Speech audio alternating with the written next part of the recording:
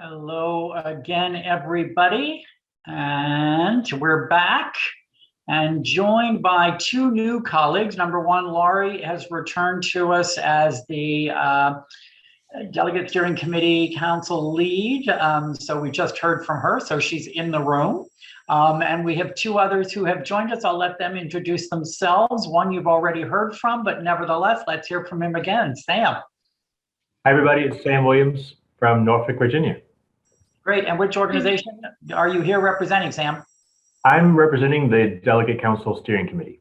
Yeah, sorry, I meant which genealogical organization? I'm with Virginia Beach Genealogical Society and also a virtual genealogical association. Perfect. And also joining us, Tania. Yes, hi, I'm Tania Kuntz. I am also a member of the Delegate Council Steering Committee, and my organization is the National Chapter of the Afro-American Historical and Genealogical Society. I'm in Nashville. Great, welcome. All right, so get your Slidos out and ready, because we're going to jump right in again. We'll give you another minute or two to get those up and ready. And I'm going to roll into a couple of questions based on what we just heard, and you guys can, after you put this up for a second, you can go ahead and throw up the first question.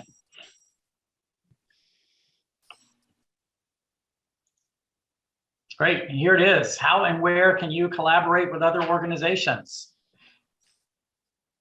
in part of your role here at the GSC?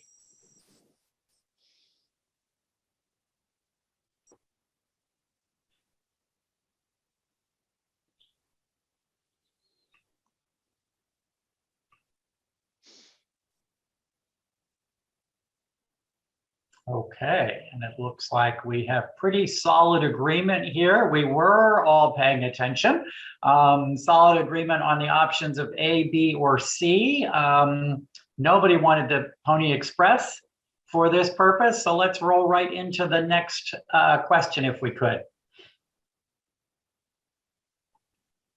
What are some of the most important collaborative activities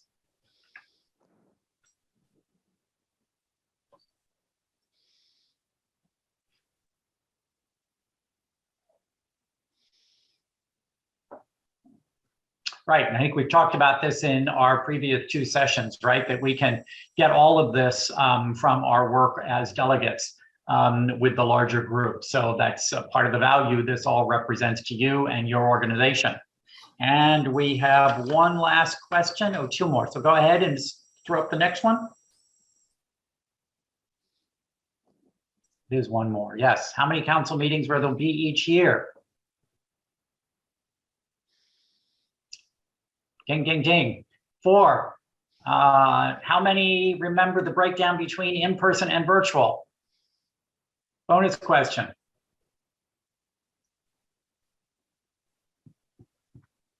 One in person, 3 virtual. There we go. Thank you, Janice. All right. So let's just start with any questions, commentary. You can take us back to gallery view, guys, if you would. Any questions or commentary just around the collaborative presentation and our ability, your ability to collaborate as colleagues on the council? Anything about what you heard? Yes, Vicki. You know, I think this is a great idea. I was involved in FGS and I went to 1 or 2 of the ones that was the day before the conference. And we also had them look at our bylaws, I think it was. And I was very worried when I heard about this merger that we wouldn't get any support. And I am so excited today to see what you guys are doing. I think this is a great thing. Great, thank you, Vicki. Appreciate hearing that. Okay, Mags is clapping with 2 hands as is her wont to do. Anyone else in terms of what you heard around collaboration or any questions about how it's going to work at this stage of the game based on what you've heard? Go ahead, Gail. You want to introduce yourself?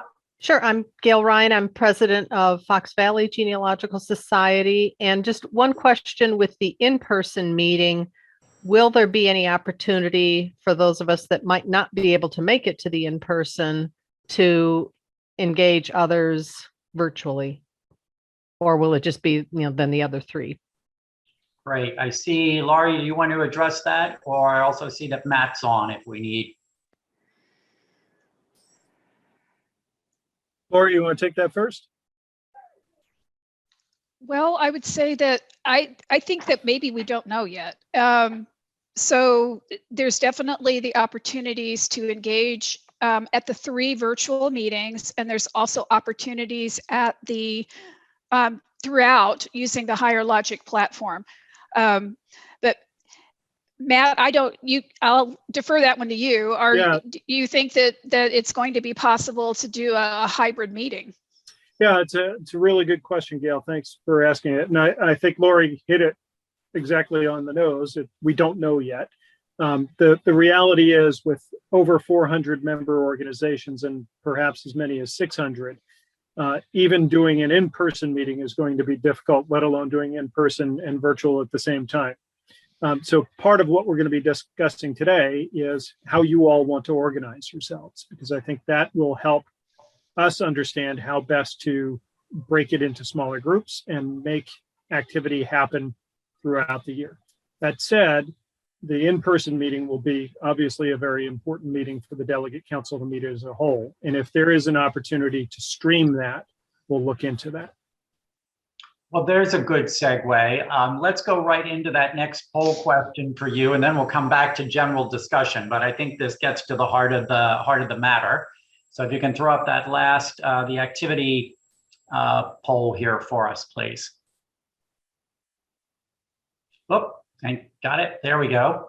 So considering the council is diverse, as you look around this Zoom room, or knowing that we're between 400 and 600 organizations that might be engaged with us in size and focus, what types of organizations are you most excited to work with among the other organizations represented?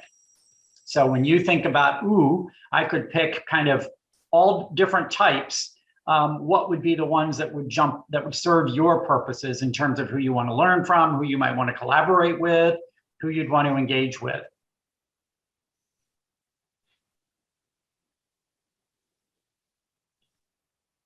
Great. Remember, you can vote up or add a new answer as you go through.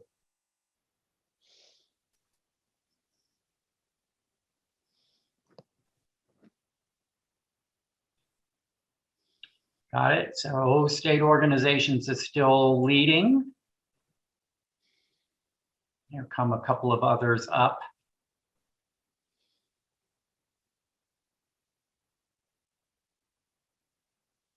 Give you another minute just to fill in if there's anything else. Like size, see clearly some interest in the small, medium size, or any group by size clearly is one of the questions or answers. Great, libraries certainly makes sense. Genealogical society, historical societies, ethnic specialty groups.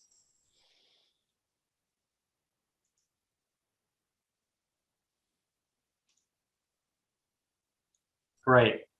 Okay, so I'd love somebody to say, you know, when you think about who you might want to align with, that you're excited to work with or to learn from, and you kind of said X. Do you see X applying all the time, or do you see that shifting depending on the issue or depending on what you want to learn? In other words, do you think it would always be whatever the issue is? Nope, I really just want to talk to state societies. Or do you see for issue X, you might want to learn from a different group than state societies? Love to hear from you on that. If you can take us back to Gal Review. Guys, thank you. Go ahead, Jody. Yeah, my initial thought was similarly focused groups. Like, we're a state society, but we are not at the same kind of level of like the Ohio Genealogical Society. So there's a lot to learn from them. But thinking also of, you know, we've probably got county genealogical societies that are ahead of us that we could still learn from. So I like the idea of being able to learn from everybody, but obviously on a statewide focus, there would certainly be interests on how other states are doing it that we can best organize ourselves to help our members. But certainly you know, there's a lot of room to learn from everybody, but I think similarly themed or organized groups would be the first focus that I would go to. Got it. Great. I saw Carol, you had your hand up.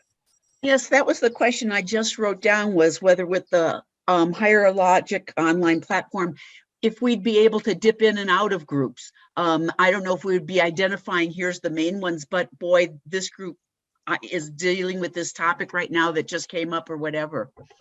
Yeah, really great question. I see Matt nodding his head. We'll let him verbalize here what the capability is going to be. Yeah, Carol, you know, I've been participating in higher logic communities like Greg probably has for 20 some odd years in our professional society, American Society of Association Executives. And we can join whichever groups we want to. Now, whether we do that in NGS, we don't know yet. We'll be asking that question of you as we get further and further along in the development process, which is happening basically after this conference ends. As soon as this week is over, we begin that next big project. And this will be one of the things we'll be working on. Do we want to allow folks to join as many of these communities as we can? And since you all serve as a focus group right here for us, we'd love your sense on that as part of this discussion. Vicki, I saw you were ready to go. I almost think, because I'm involved in both the small and the state, and I see the states trying to pull the small ones together. I think the state is a big resource for the smaller groups. So I actually would like to pop in and out of both. And I know that there's some smaller ones a little bigger than me, but I mean, I just learned last week that one of them has increased their membership by doing the meetings online. We haven't done that. We haven't launched anything. So I don't know what they're doing. Is their marketing better than us? What are they doing? So you can just learn from the higher and the lower, numbers. So they're both good. Gail, welcome and introduce yourself, please. I'm Gail Colby. I'm from the West Houston Area Genealogical Society. We're a very small society. We have 46 members, but we probably have an active membership of about 18. So we're looking to learn from anybody that we can. Before this past year, we were a very quiet society. That the earlier leadership was treated it more like a personal club, but we've actually ratcheted up our programming and our own board behavior to move us into the 21st century. And we need all the help we can get, and we will try and reciprocate in kind. Great, excellent. I also wanted to welcome a new member to our group. Kathy Donahue joined us in place of her colleague Val with the Genealogical Society of Pennsylvania. So welcome, Kathy. Delighted to have you as part of our group. Hi, thank you. And Karen, did I see you about to raise your hand? Yes. Yes. I'm involved in my local society and the state society as well. And a few years ago, the state society came up with the idea of a genealogy roundtable where we invited all the known genealogical societies in the state of Georgia to start participating. And they come with their ideas, their concerns, and some of the same things we're talking about today, membership programs. How do we collaborate? How do we publicize things? And we meet twice a year with the local societies in the state. We've been doing it virtually now for a year and a half to get those ideas and to come around and promote genealogy in the state of Georgia, what we have available, and also how we can help each other with programming. Great. Excellent model, so that, you really, what I'm hearing you say is that works for you on the local level. Think about being able to do that on a national scale, yes, as you may want to connect through and keep that learning going. Great, Deborah. I think you're muted. I belong to a small society in Southwest Ohio, Claremont County, but I used to be also the delegate for a family association under FGS. I was delegate for both. They decided not to continue their membership because they didn't see the benefits that they were getting from FGS. And I thought that was a shame. I had convinced them to join. And therefore, my idea personally would be able to share and collaborate with various size organizations, because I thought my experience with my local society and my state society helped me give ideas to that family association. And I think, you know, there are still family associations that belong to NGS now that transferred over. I think being able to collaborate with big and small groups would help them. Great. We certainly agree and would love to have them back as members when they recognize there's more value here than ever before. Who else? Anybody else from this concept of, you know, how you'd like to organize yourself? And again, this idea of it may be different, right? It may be different based on the topic or the issue at hand, where, you know, you might want to divide along different lines on topic X versus topic Y. I'm wondering particularly, I know we have a couple of folks. Go ahead, Doug.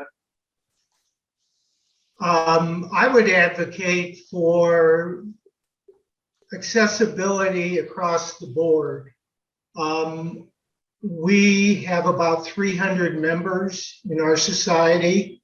I think we would benefit from exposure and interaction with both large and small societies, but we also have a very robust relationship with the Carlsbad Library.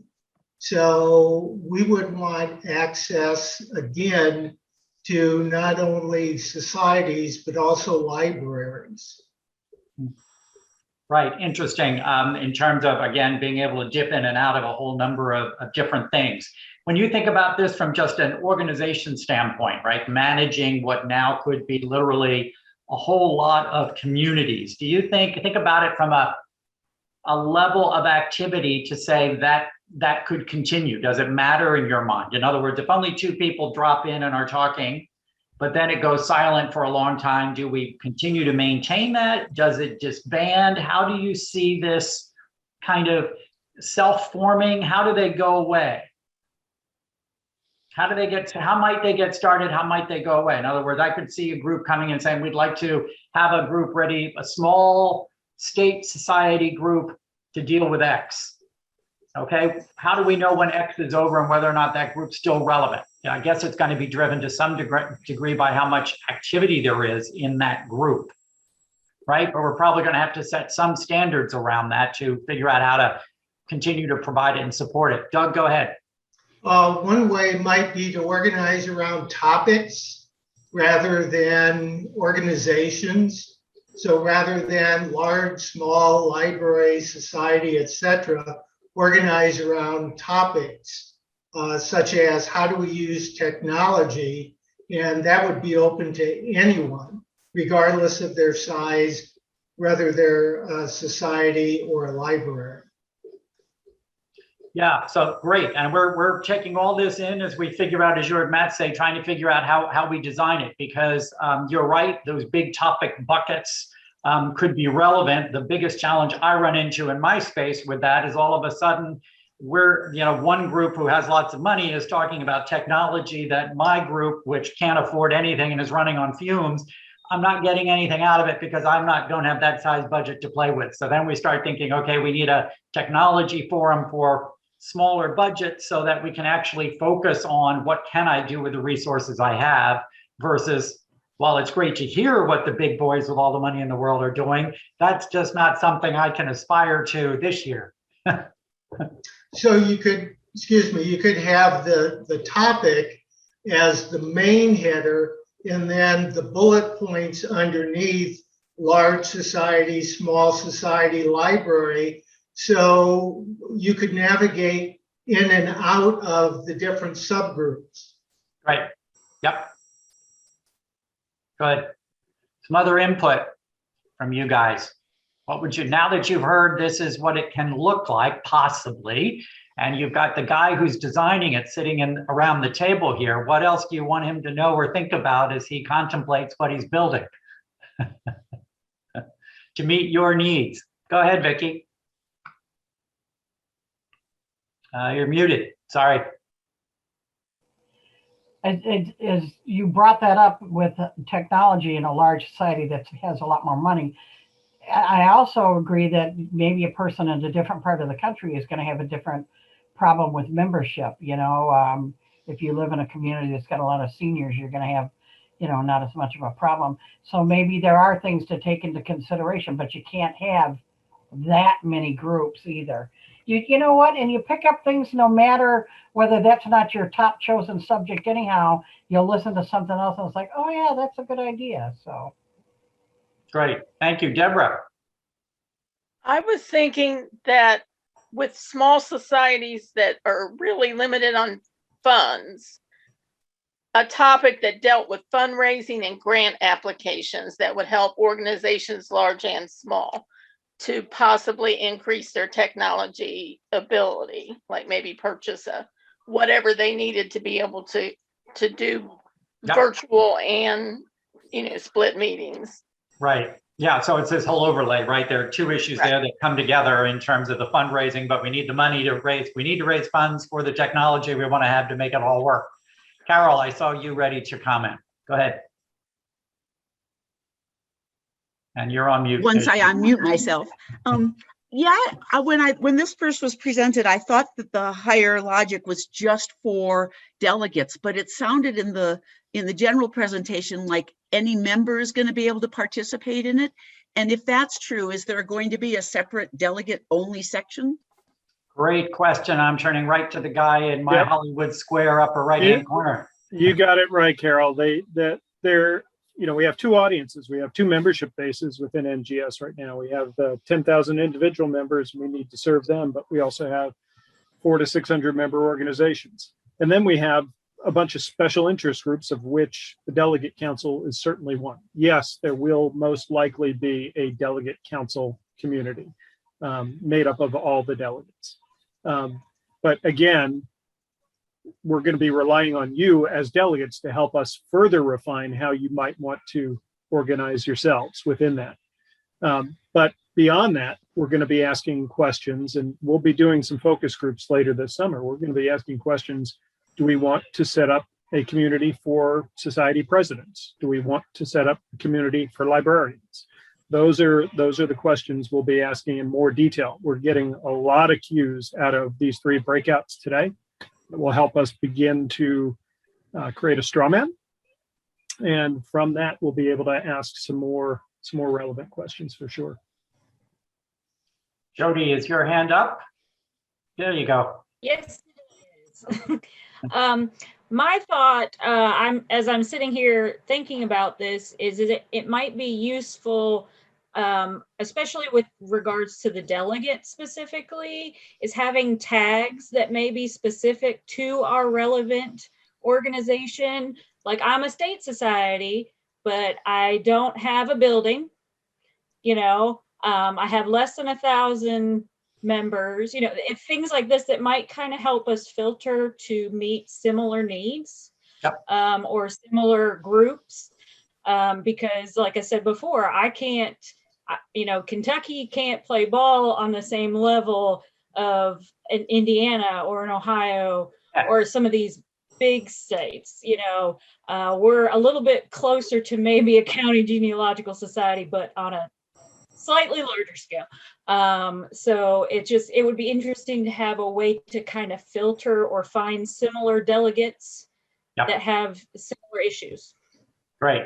Got it. So that's just interesting even to figure out from a membership standpoint, how do we tag anybody? So you could do a search and find those people maybe independent of the collaboration communication site, but that you could still identify who are the folks in this whole entity that fit these tags, right? Or that match or align with these tags. Great. Really very helpful. Thank you. Vicki, I saw your note that you'd love to have a president's group from that standpoint. Go ahead, Mags. Yes to which?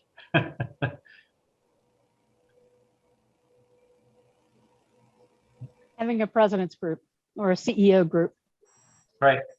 Okay, cool. Oh, and another great point from Cheryl here. Why can't we tag the conversations? That gets interesting.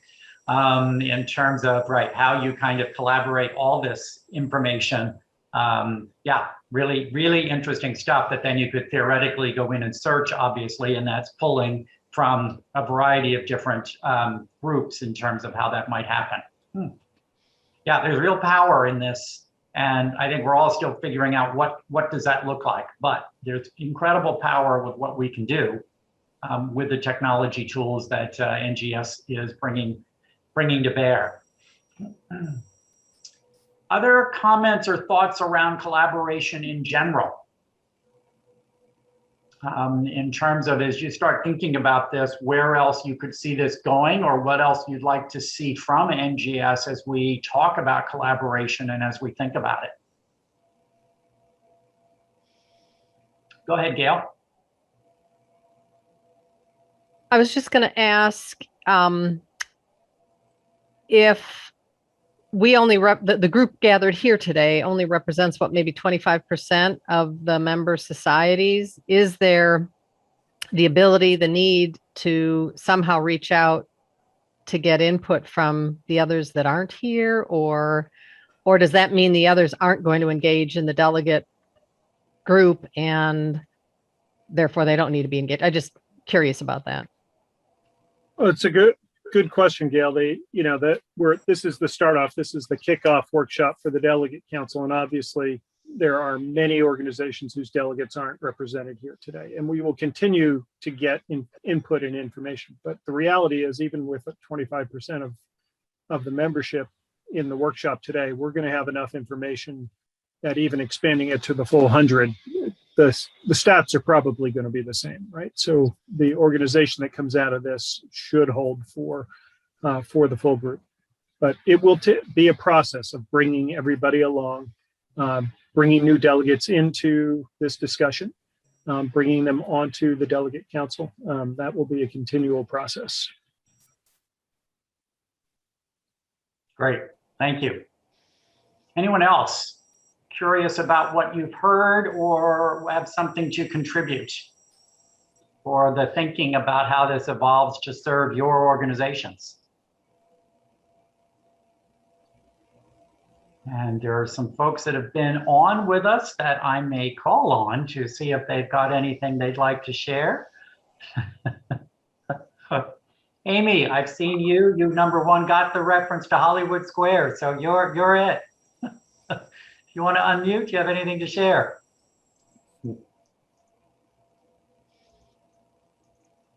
And just unmute your mic. There you go. I've just been taking this all in. I'm with the Tallahassee Genealogical Society, so we're limited to our city, right? Which is basically our county.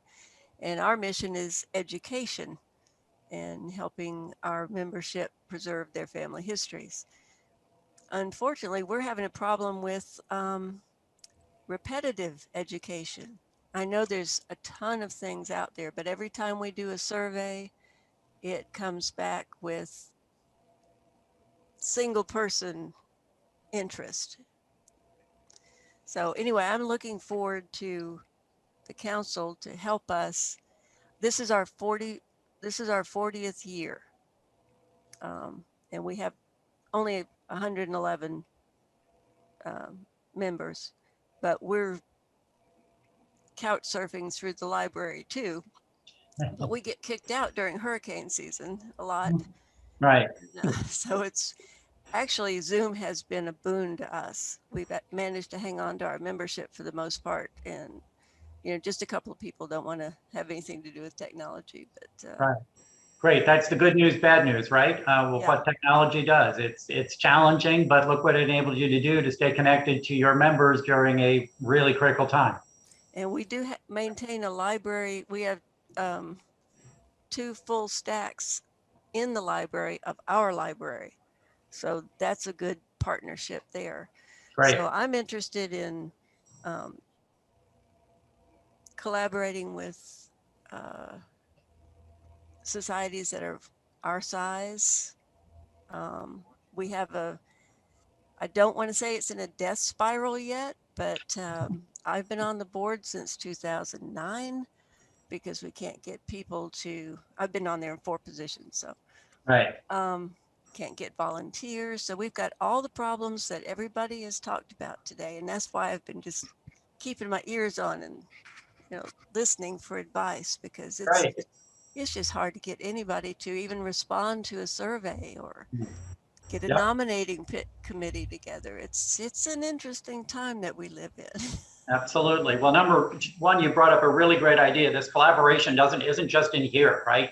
Isn't just even within NGS. And we talked about how you can connect with your universities and colleges to look for interns. That's a form of collaboration. Your collaboration with the library locally to help hold your library is another example of that type of collaboration, and thinking kind of more broadly, where else and how else can you find opportunities to do that further your mission or give you some horsepower that you wouldn't otherwise necessarily have. Sheila, I saw you had a hand up. Yes, when Amy was talking, it brought up for me something that we thought a lot about in our little organization pre-pandemic and had to put it on the shelf, of course, and that is regional cooperation. We're Louisiana, the Southeast as a region. We had this vision of getting a regional conference together, and we have so much in common, big, small, or in between. I think the Southeast has a lot to offer each other, and I was just going to say, so listening to Amy talk, Tallahassee, that would be part of this regional concept that we had. Like I said, we put the whole idea on the shelf when the pandemic hit, and we started to scramble for how do we keep the people we have, and I just will say also that the whole Zoom concept and, virtual meetings has allowed us to bring in speakers that we never would have been able to bring in. We have people speaking to our little group who are in DC and who are in, Virginia and who are, so this has really been a positive in that way. We brought in national speakers to our little St. Tammany Parish, Louisiana group because we can do that virtually. So that's something else that we have to think about going forward. How do we keep the positive that has come out of this pandemic? There's been a few positives, and how do we keep a hold of those positives and yet add on and bring back the personal? That's great point, Sheila. Right on. Go ahead, Mags. I can interject as somebody who is a speaker that there are a lot of speakers who are like, we spend a lot of money flying places and footing the bill so that we can speak and get an honorarium, which is great because having the face-to-face stuff is so important. And I love having a spit and sweat row right in the front row when I'm talking. But it's so important. What has gone on with Zoom has really made a lot of the speakers sit back and say, hey, the whole Zoom thing is gonna continue. It's gonna continue. So being able to come down and speak, I spoke at Yuga DNA group last year, and I probably would not have had that opportunity had it not been for Zoom and that opportunity to come down from Canada to speak. So it is really, I think that you're going to see that moving forward, that is going to continue. Yet you're also going to have the speakers who are going to be like, hey, I'm going to be in the area, and certainly I'd love to come by and speak in person as well. So that's going to continue. I just wanted to comment on that. No, great point. Absolutely. Sam, what am I missing in the chat room?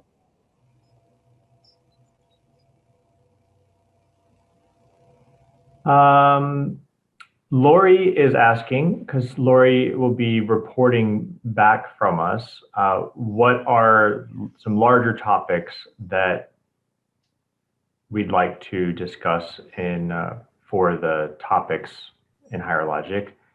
And then Karen wrote technology, volunteers, membership, education, and a national speakers list.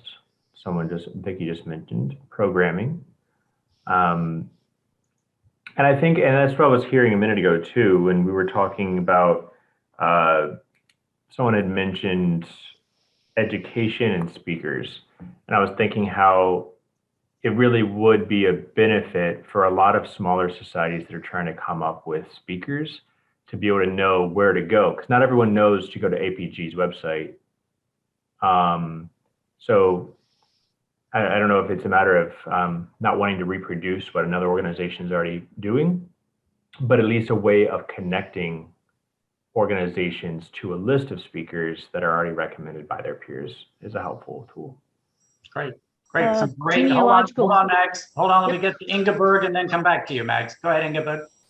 Thank you. It's a kind of a little harebrained idea, but especially for smaller societies, if we can somehow organize a speakers exchange, that means, well, I as a small society can't afford big speakers, and if you have a good one for me, I will give you one of mine, so to speak, and we don't have to pay for them. You know what I mean?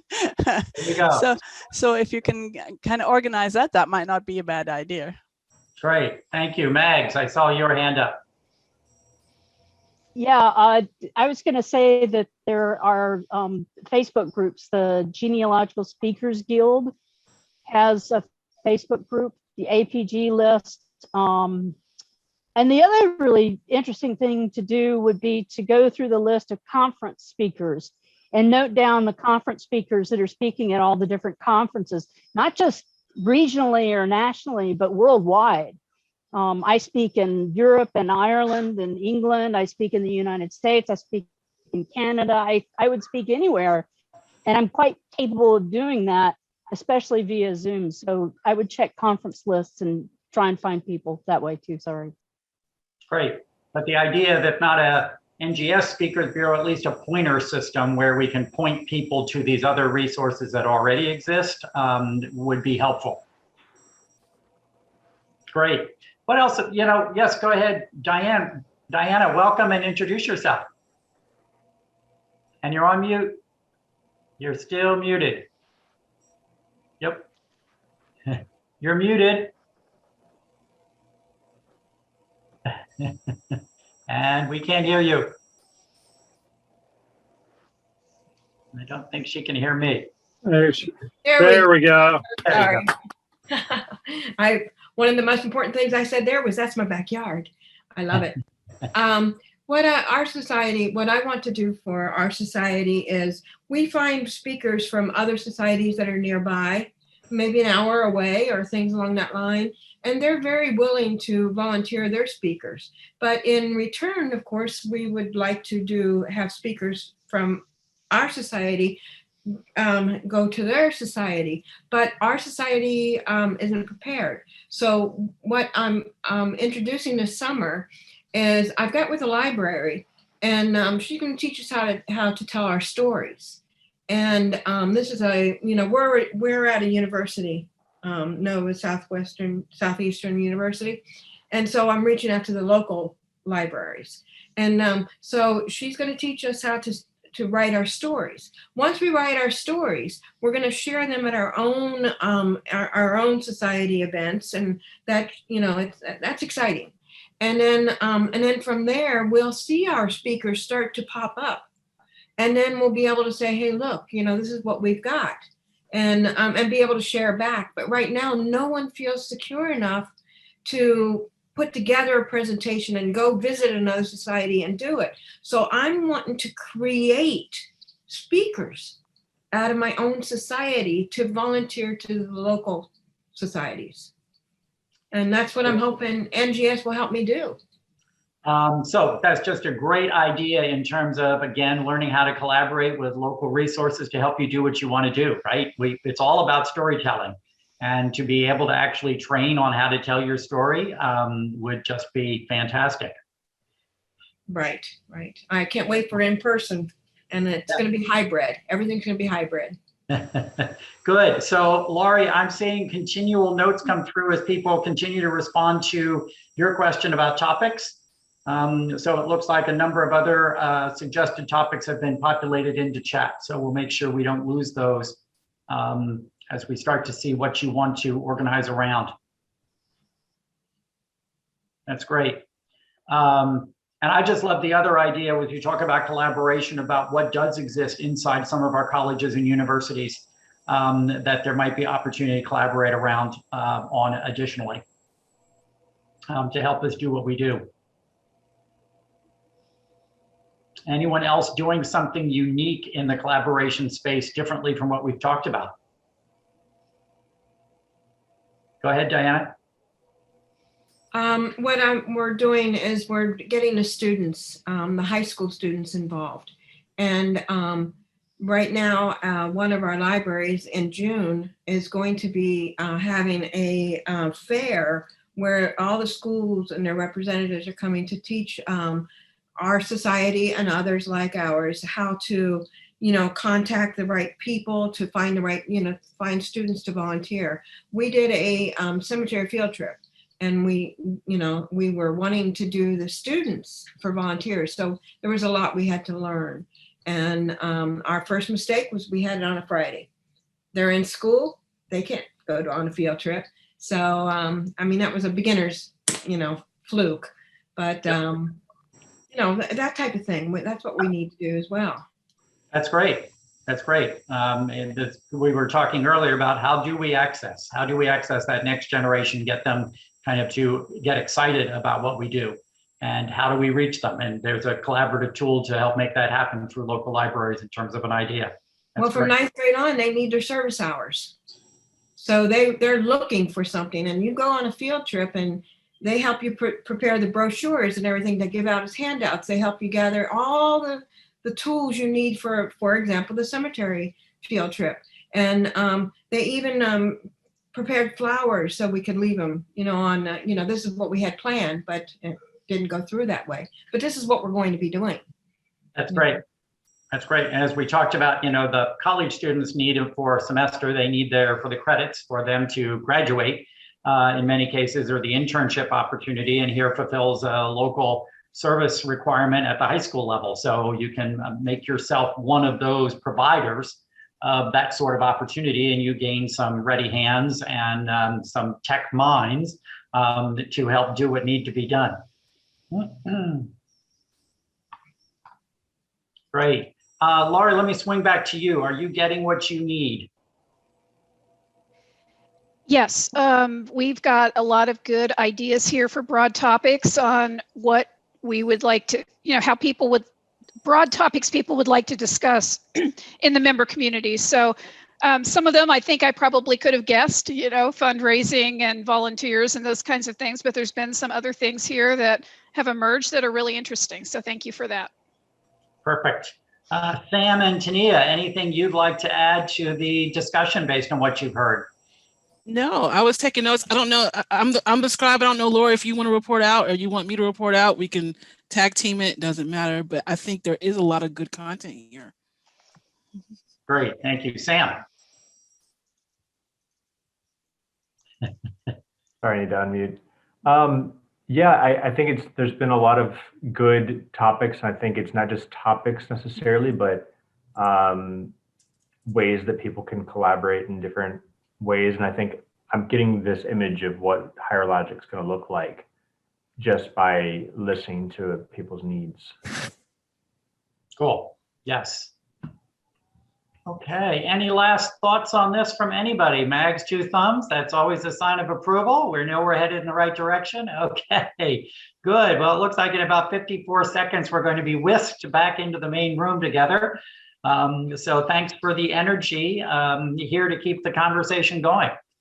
Both the sharing and just the ideas being generated are really perfect. So this is just what we wanted to have happen. A few more chances for this before we close out our day. So I'll see you on the other side shortly.